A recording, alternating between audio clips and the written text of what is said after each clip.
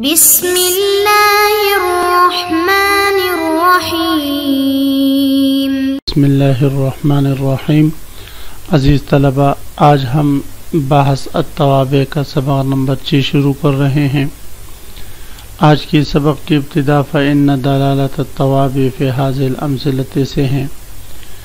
آج کے سبق کا خلاصہ یہ ہے کہ مصنف علیہ الرحمہ سب سے پہلے تابع کی تعریف پر وارد ہونے والے اعتراض کا جواب دیں گے، اور اس کے بعد پھر مصنف علیہ الرحمہ نعت کے کچھ فوائد اور خصوصیات ذکر فرمائیں گے۔ سب سے پہلے ہم عبارت پڑھتے ہیں فإن دلالة التوابع في هذه الأمثلة على حصول معنى في المتبوع إنما هي لخصوص موادها، فلو جردت عن هذه المواد كما يقال أعجبني زيد غلامه أو أعجبني زيد وغلامه أو جاءني زيد نفسه، لا تجد لها دلالة على معنى في متبوعاتها، بخلاف الصفة فإن الهيئة التركيبية بين الصفة والموصوف تدل على حصول معنى في متبوعها في أي مادة كانت،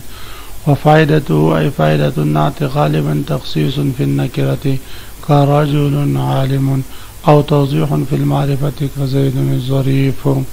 وقد يكون لمجرد الثناء من غير قصد تخصيص وتوضيح،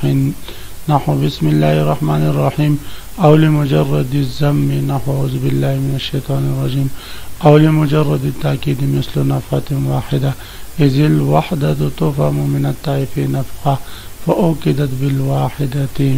فإن دلالة التوابع في هذه الأمثلة سے مصنف علیہ الرحمہ جواب دے رہے ہیں۔ اعتراض سبق نمبر 5 میں ہم پڑھ چکے تھے، جس کا حاصل یہ ہے کہ آپ نے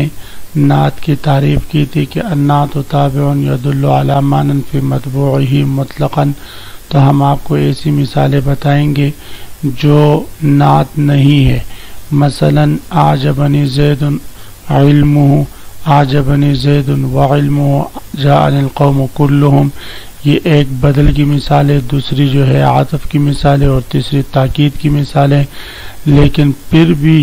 علم و علم اور کلہم ایسے تابع ہیں جو ایسے معنی پر دلالت کرتے ہیں جو مطبوع میں پائے جاتے ہیں۔ تو ان جیسی مثالوں سے آپ کی جو نعت والی تعریف ہے یہ دخول غیر سے مانع نہ ہوئی، تو آپ کی تعریف جامع اگرچہ ہے لیکن مانع نہیں ہے۔ تو مصنف علیہ الرحمہ اس اعتراض کا جواب فإن دلالت التوابع فی هذه الأمثلة سے دے رہے ہیں کہ ان مثالوں میں جو تابع مطبوع کے معنی پر دلالت کر رہا ہے یہ دلالت مادے کی خصوصیت کی بنا پر ہے، چنانچہ یہ مادہ یہاں پایا جا رہا ہے جس کی وجہ سے یہ مطبوع کے معنی پر دلالت کر رہے ہیں۔ اگر یہ مادہ ہٹا دیا جائے، اس کی جگہ دوسرے مادے لگا دیں، مثلا اعجبنی زید علمہ کی بجائے اعجبنی زید غلامہ، اعجبنی زید وغلامہ کر دیں، تو پھر صورت میں غلامہ اس معنی پر دلالت نہیں کرتا جو مطبوع میں پائے جاتا ہے، یا جو ہے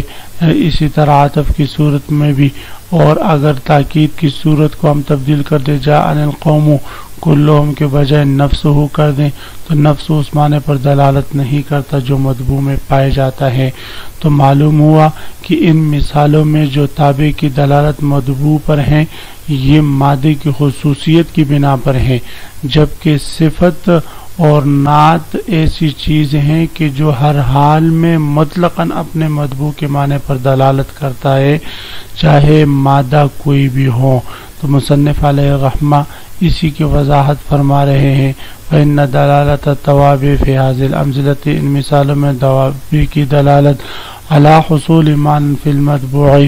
ایسے معنی کے حصول پر جو مطبوع میں ہیں، انما ہی لخصوص موادها، یہ ان امثلہ کے مادوں کی خصوصیت کی بنا پر ہیں۔ فلو جردت عن هذه المواد، اگر یہ امثلہ ان مادوں سے خالی کر دیے گئے، کما یقال، اور اس طرح کہا جائے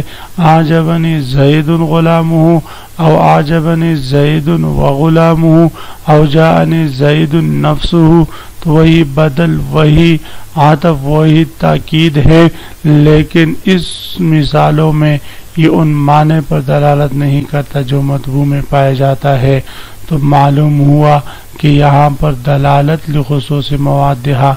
مادوں کی خصوصیت کی وجہ سے ہے۔ لا تجد لها دلالة على معنى في مطبوعاتها،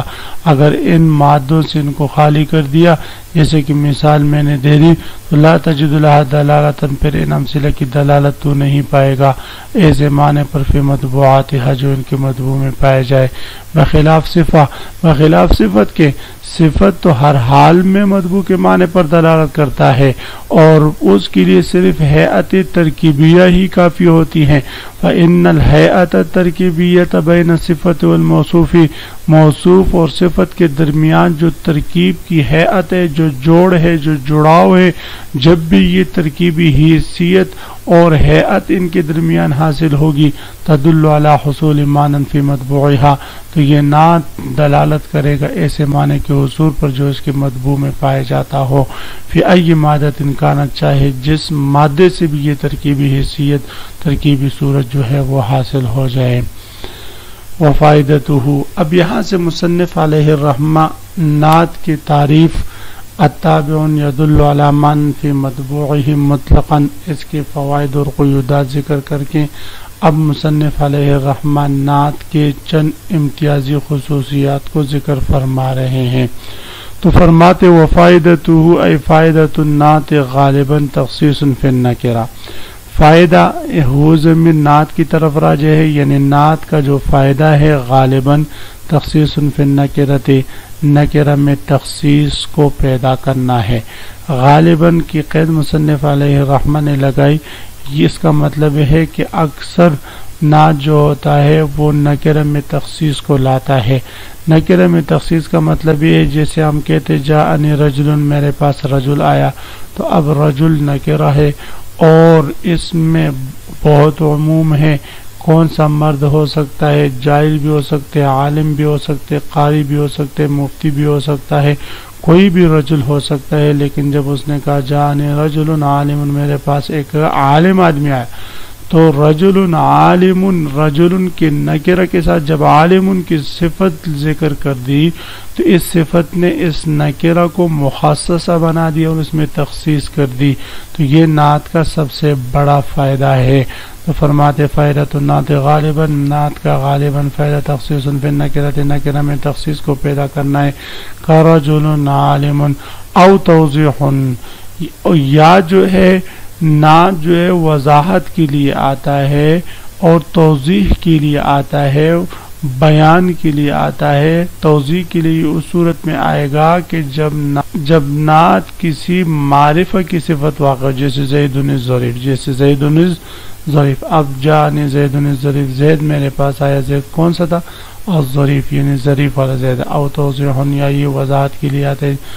معرفہ میں کا زید الظریف۔ طلبہ اسی کے ساتھ آج کے سبق کا اختتام ہوا، آپ حضرات اس کو خوب غور سے سنے سمجھے، اللہ ہم سب کا حامی و ناصر ہو۔ عزیز طلبہ، آج کے سبق کے آخر میں آج کے سبق سے متعلق ایک سوال ہے۔ آپ حضرات پڑھ چکے کہ نعت ایسا تابع ہے یدل علی معنی فی مطبوعہ مطلقاً، تو یہ مطلقاً ترکیب میں کیا واقع ہے اور اس کے ساتھ ساتھ بتائے کہ مطلقاً کا فائدہ کیا ہے۔ کوئی شخص اعتراض کریں جاءنی القوم کلہم، کہ یہاں پر کلہم بھی ایسے معنی پر دلالت کرتا ہے جو مطبوع میں پایا جاتا ہے، حالانکہ یہ تو نعت نہیں ہے، پھر اس کا کیا جواب ہوگا؟ آپ اس کا جواب بھی اگلے سبق میں تیار کر کے آئیں۔ وآخر دعوانا ان الحمد للہ رب العالمین۔